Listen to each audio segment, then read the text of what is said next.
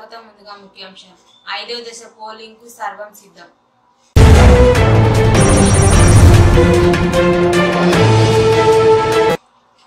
భూమిపుత్రుడు పుస్తకాన్ని ఆవిష్కరించిన కేసీఆర్.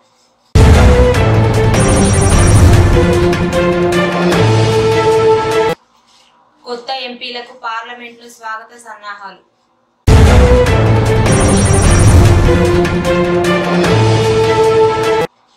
వరి ధాన్యం కొనుగోలుపై కీలక ఆదేశాలు జారీ చేసిన తెలంగాణ ప్రభుత్వ ప్రధాన కార్యదర్శి శాంతకుమారి.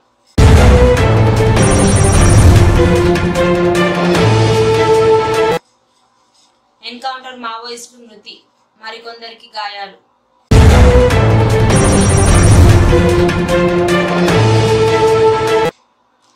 జూన్ 8న చేప ప్రసాదం పంపిణీ ఏర్పాట్లు చేస్తున్న నిర్వాహకులు.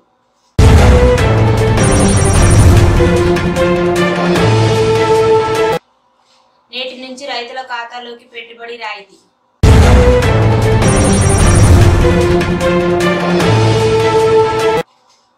మల్లకల్ మండల విద్యాశాఖ అధికారిగా బాధ్యతలు స్వీకరించిన సురేష్.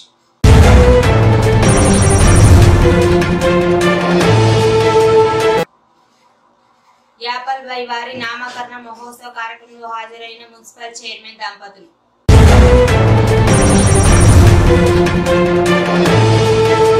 తెలంగాణ అసెంబ్లీ స్పీకర్ ను కలిసిన గట్టు కళాశాల ప్రిన్సిపల్ పి శశిధర్ రెడ్డి.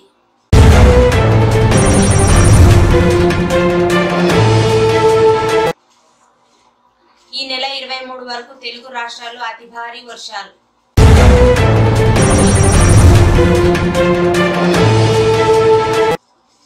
రైతులకు నాణ్యమైన విత్తనాలను విక్రయించాలి సిఐ.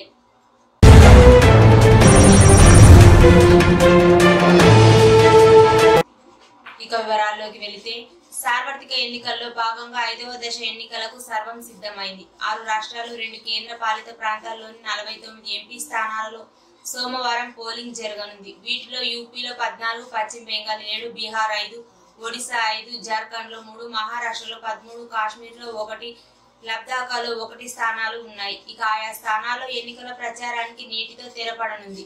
695 మంది అభ్యర్థులు తమ అదృష్టాన్ని పరీక్షించుకోనున్నారు. తెలంగాణ ఉద్యమకారుడు గోసుల శ్రీనివాస్ యాదవ్ పత్రికా వ్యాసాల సంకలనం సన్ ఆఫ్ ది సాయిల్ భూమిపుత్రుడు పుస్తకాన్ని మాజీ ముఖ్యమంత్రి బీఆర్ఎస్ అధినేత కె చంద్రశేఖరరావు ఆవిష్కరించారు. శుక్రవారం నాడిక్కడ ఎర్రవల్లి వ్యవసాయ క్షేత్రంలో ఈ కార్యక్రమం జరిగింది. మాజీ మంత్రి టి హరీష్ రావు, గాదరి బాలమల్లు, పుస్తక రచయిత గోసుల శ్రీనివాస్ యాదవ్ తదితరులు పాల్గొన్నారు. లోక్సభ ఎన్నికలు దశల వారీగా పూర్తవుతున్న నేపథ్యంలో నూతన ఎంపీలకు స్వాగతం పలికేందుకు కావలసిన ఏర్పాట్లపై అధికారిక యంత్రాంగం దృష్టి కేంద్రీకరించింది. నూతన పార్లమెంట్ భవనం వెలుపల పునరాభివృద్ధి పనులు కొనసాగుతుండటంతో అనుబంధ భవన్లో సభ్యులకు ఘన స్వాగతం లభించే అవకాశం ఉంది. అధికారిక వేడుకలకు వీలుగా నూతన పచ్చిక బయళ్లు తీర్చిదిద్దడం, విగ్రహాలను వేరే చోటకు తరలించడం, ఎంపీలు తమ వాహనాల నుంచి దిగి బ్యాటరీ వాహనంలోకి మారే ప్రదేశాలను కేటాయించడం వంటివి ప్రస్తుతం కొనసాగుతున్నాయి. దీంతో మునుపటి మాదిరిగా వర్తలాకార భవన్లో కాకుండా అనుబంధ భవన్లో ఎంపీలను స్వాగతించనున్నారు. ఢిల్లీలోని రాష్ట్ర ప్రభుత్వాల అతిథి గృహంలో వెస్టర్నీ కోర్ట్ హాస్టల్ కాంప్లెక్స్ లో లోక్సభ నూతన సభ్యులకు తాత్కాలిక వసతి కల్పిస్తారు. మాజీ సభ్యులు తమ అధికారిక నివాసాలు ఖాళీ చేసేందుకు కొంత గడువు ఉంటుంది. వాటికి అవసరమైన మరమ్మతులతో ఆ తర్వాత మెరుగులు దిద్ది కొత్త వారికి కేటాయిస్తారు.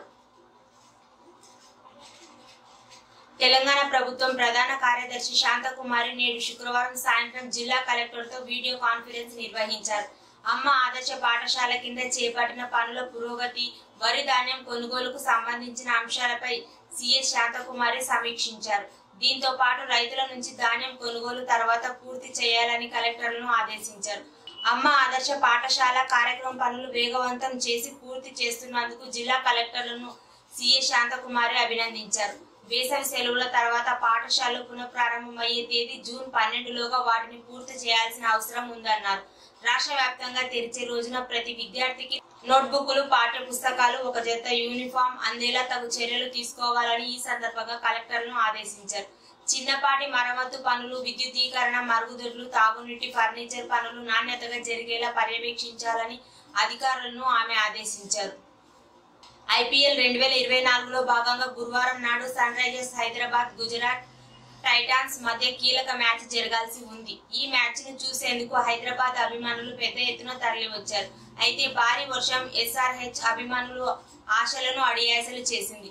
దీంతో వేలాది రూపాయలు పోగేసి కొన్ని మ్యాచ్ టికెట్లు వృధా అయ్యాయి. అయితే తమ అభిమానుల కోసం ఎస్ఆర్హెచ్ యాజమాని కావ్య మారన్ ఒక మంచి నిర్ణయం తీసుకుంది. Sunrisers Hyderabad versus Gujarat match చూసేందుకు ఉప్పల్ స్టేడియం కు వచ్చిన ప్రేక్షకులు డబ్బును వాపస్ ఇస్తామని ప్రకటించింది. త్వరలోనే ప్రేక్షకులకు డబ్బులు రీఫండ్ చేయబోతున్నట్లు సన్ రైజర్స్ హైదరాబాద్ యాజమాన్యం ప్రకటించింది. దీని ప్రకారం పేటిఎం లేదా పేటిఎం ఇన్సైడర్ ద్వారా టికెట్లను కొనుగోలు చేసిన వారికి వారి డబ్బు తిరిగి జమ కానుంది. దీనికోసం ఫ్రాంచైజీ ఈమెయిల్ ద్వారా టికెట్లు కొన్న వారిని సంప్రదిస్తుంది. ఛత్తీస్గఢ్ సూక్ష్మ జిల్లాలో ఎన్కౌంటర్ జరిగింది. టెట్రై తొల్లై అటవీ ప్రాంతంలో డిఆర్జీ సైనికులు మావోయిస్టుల మధ్య భీకర కాల్పులు జరిగాయి. ఈ కాల్పులో ఒక మావోయిస్టు మృతి చెందగా మరికొందరికి గాయాలైనట్టు తెలుస్తోంది. తెల్లవారుజాము నుంచి ఎదురు కాల్పులు కొనసాగుతున్నాయి. మృతుల సంఖ్య పెరిగే అవకాశం ఉంది. ఇదిలా ఉంటే ఎన్కౌంటర్ ను సూక్ష్మ జిల్లా ఎస్పీ కిరణ్ చవాన్ ధృవీకరించారు. జోగులాంబ గద్వాల జిల్లా అలంపూర్ శ్రీ జోగులాంబ బాల బ్రహ్మేశ్వర స్వామిని దర్శించుకున్న డాక్టర్ సంతోష్ కుమార్ పాండే, అదనపు డైరెక్టర్ గవర్నమెంట్ ఆఫ్ ఇండియా. పోలీసుల అదుపులో మాజీ మంత్రి మల్లారెడ్డిని అదుపులోకి తీసుకున్న పేట్ బషీరాబాద్ పోలీసులు. మల్లారెడ్డిని పేట్ బషీరాబాద్ పిఎస్ కు తరలించిన పోలీసులు. సుచిత్ర పరిధిలోని సర్వే నెంబర్ 82లో భూ వివాదం ల్యాండ్ దగ్గరకు వచ్చి హల్చల్ సృష్టించిన మల్లారెడ్డి రాజారెడ్డి. హైదరాబాద్ లోని ఎగ్జిబిషన్ గ్రౌండ్ లో జూన్ 8 నుంచి చేప ప్రసాదం పంపిణీ జరగనుంది. దీనికి సంబంధించిన కీలక ప్రకటన ప్రసాదం పంపిణీదారు బత్తిన ఫ్యామిలీ చేసింది. ప్రతి సంవత్సరం మృగశిర కార్తి రోజు ఇచ్చే చేప ప్రసాదం ఇచ్చేందుకు ఈ ఏడాది కూడా నిర్వాహకులు ఏర్పాట్లు చేస్తున్నారు. జూన్ 8న ప్రసాదం పంపిణీ చేయనున్నట్లు ప్రకటించారు. ఈ ప్రసాదం తింటే ఆస్తమా తగ్గుతుందని వేల మంది ప్రజలు నమ్ముతున్నారు. అందుకే ఈ ప్రసాదం ఎప్పుడెప్పుడు ఇస్తారా అని ఎదురు చూసే వాళ్ళ సంఖ్య వేలలో ఉంటుంది.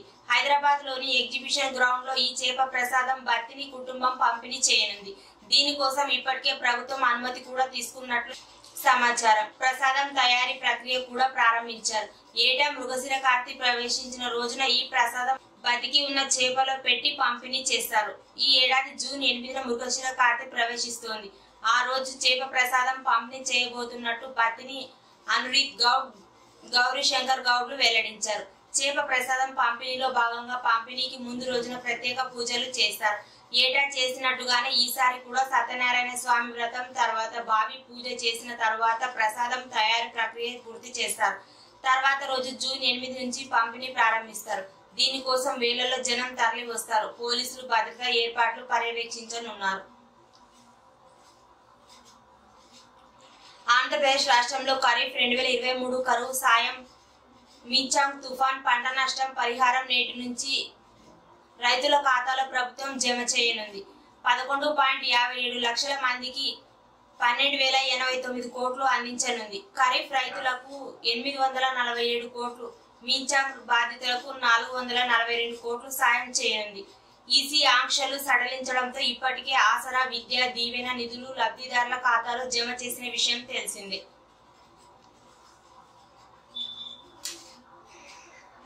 మేడిగడ్డ ప్రాజెక్టు రక్షణ పనులు ప్రారంభమయ్యాయి. వర్షాకాలంలో బరాజ్ వద్ద చేపట్టాల్సిన రక్షణ చర్యలపై నేషనల్ డ్యామ్ సేఫ్టీ అథారిటీ నిపుణులు కమిటీ చేసిన సిఫారసుల మేరకు L&T పనులు ప్రారంభించారు. వరద ప్రవాహాలకు అడ్డంకులు లేకుండా చూడాలని, గేట్లను తెరిచి ఉంచాలని, ప్రవాహానికి ఆటంకం కలిగించే ఇసుక బేటలు, రాళ్లను తొలగించాలని నేషనల్ డ్యామ్ సేఫ్టీ అథారిటీకి సూచించింది. డ్యామ్ సేఫ్టీ అథారిటీ సూచన మేరకు వెంటనే పనులు చేపట్టాలని L&T సంస్థకు ఇరిగేషన్ శాఖ ఆదేశాలు జారీ చేసింది. ఈ క్రమంలో మేడిగడ్డ బ్లాక్ 7లోని 8 గేట్లను ఎత్తివేసేందుకు పనులు ప్రారంభమయ్యాయి. 8 గేట్లలో ఒక గేటును ఇప్పటికే ఎత్తి పెట్టారు. 2 గేట్లు మినహా మిగిలిన గేట్లను సాంకేతిక ఇబ్బందులు లేకుండానే ఎత్తే అవకాశం ఉందని L&T అధికారులు తెలిపారు. ప్రమాదవశాత్తు గ్యాస్ లీక్ అయి ఓ పూరి గుడిసె దగ్ధమైంది. గట్టు మండలం ఆరగిద్ద గ్రామానికి చెందిన మారెప్ప పెంచకలపాడు గ్రామ స్టేజ్ వద్ద పూరి గుడిసె నిర్మించుకొని చేపల ఫ్రై చేసి వినియోగదారులకు విక్రయించేవాడు. శనివారం వంట చేస్తుండగా ప్రమాదవశాత్తు గ్యాస్ లీక్ అయి మంటలు చెలరేగాయి. మంటలు వ్యాపించి పూరి గుడిసె అగ్నికి ఆహుతైంది. ఈ ఘటన వంట సామాగ్రి, ఫ్రిడ్జ్, ఇతర వస్తువులు కాలిపోయాయి. సుమారు 1,50,000 ఆస్తి నష్టం వాటిల్లిందని ప్రభుత్వ పరంగా ఆదుకోవాలని బాధితుడు కోరాడు. హైదరాబాద్ లోని సుచిత్ర పరిధి సర్వే నెంబర్ 22లో భూ వివాదం చోటు చేసుకుంది. మాజీ మంత్రి బీఆర్ఎస్ నేత మల్లారెడ్డికి ఇతరులకు మధ్య వాగ్వాదం నెలకొంది. ఈ క్రమంలో తమ భూమిని కబ్జా చేస్తున్నారంటూ మల్లారెడ్డి మండిపడ్డాడు. భూమి చుట్టూ అక్రమంగా ఫెన్సింగ్ వేశారని, దాన్ని తొలగించాలని అనుచరులను ఆదేశించారు. మరోవైపు పోలీసులు రంగప్రవేశం చేసి వివాదంలో ఉన్న భూమిలో ఘర్షణకు దిగొద్దని సర్ది చెప్పే ప్రయత్నం చేశారు. తమ భూమిలో ఫెన్సింగ్ వేస్తే చూస్తూ ఎలా ఊరుకుంటున్నారంటూ పోలీసులతో మల్లారెడ్డి వాగ్వాదానికి దిగారు. కేసు పెడితే పెట్టుకోండి, నా స్థలాన్ని కాపాడుకుంటానంటూ ఆగ్రహం వ్యక్తం చేశారు. అనంతరం తన అనుచరులతో పోలీసుల ముందే ఫెన్సింగ్ ను కూల్చివేశాడు. ఇంతలోనే ఘర్షణ జరుగుతున్న భూమి తమదేనంటూ 15 మంది ఘటనా స్థలానికి వచ్చారు. 400 గజాల చొప్పున 1.11 ఎకరాల భూమిని కొన్నామని ఆ 15 మంది పోలీసులకు చెప్పారు. కోర్టు కూడా తమకు అనుకూలంగా తీర్పు ఇచ్చిందని తెలిపారు. దీంతో ఇరువురి వాదనలు విన్న పోలీసులు సమస్యను సామరస్యంగా పరిష్కరించుకోవాలని సలహా ఇచ్చారు. అనంతరం తమ భూమిపై కాంగ్రెస్ నాయకులు కొన్నేళ్లుగా కబ్జా చేయాలని చూస్తున్నారని మల్లారెడ్డి ఆరోపించారు. హస్తం పార్టీ అధికారంలోకి రాగానే భూమిని కబ్జా చేసేందుకు ప్రయత్నిస్తున్నారని మండిపడ్డారు. శనివారం జోగులాంబ గద్వాల జిల్లా కేంద్రంలోని 8వ వార్డు కౌన్సిలర్ జయమ్మ కోటేష్ కుమార్తె ప్రియాంక రంగస్వామి కూతురి నామకరణ మహోత్సవ కార్యక్రమంలో మున్సిపల్ చైర్మన్ దంపతులు బిఎస్ కేశవ్, కళావతి హాజరై చిన్నారికి మరియు తల్లిదండ్రులకు అక్షింతలు వేసి ఆశీర్వదించి నిండు నూరేళ్లు సుఖ సంతోషాలతో ఆయురారోగ్యాలతో వర్ధిల్లాలని దీవించడం జరిగింది. ఈ కార్యక్రమంలో councillor Sreenu, Puduru Krishna, Mahesh, Congress party senior నాయకులు స్వామి నాయుడు, రజిత్ కుమార్, జనార్దన్ రెడ్డి, రామచంద్ర, బోయ్ శంకర్, వడ్డే కృష్ణ మరియు యూత్ సభ్యులు తదితరులు పాల్గొన్నారు.